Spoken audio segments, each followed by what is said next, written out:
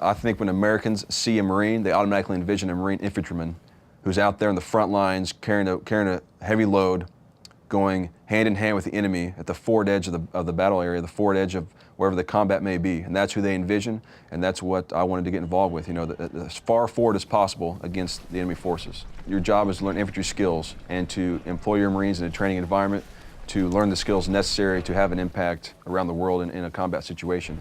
And so you're training them, you're mentoring them, honing their skills as a collective team effort to go out and accomplish the mission. All Marines are a part of a larger picture. If we start worrying about our own self, our own goal, our own achievements, and worry about our own hardships, we're going to fail. But if you start looking at how we fit in the larger picture, the mental and physical toughness becomes a little bit easier. As an infantry officer, my responsibility is to prepare and to train the crown jewel of America, and that's a United States Marine Corps infantryman.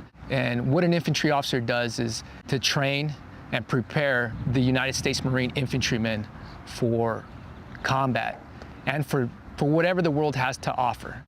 We have a concept that's called the three-block war concept. In the first block, you can find yourself doing full combat operations. In the second block, you can find yourself doing peacekeeping missions. And in the third block, you can find yourself literally passing out humanitarian aid, anywhere from food to medical supplies. And these are the things that we have to train our Marines to do. We have to train them to be extremely aggressive, and we also have to train them to be compassionate. And you as a Marine officer are in charge of that. You're the one that's responsible for making sure that these men are physically, mentally, and also morally able to take on this task.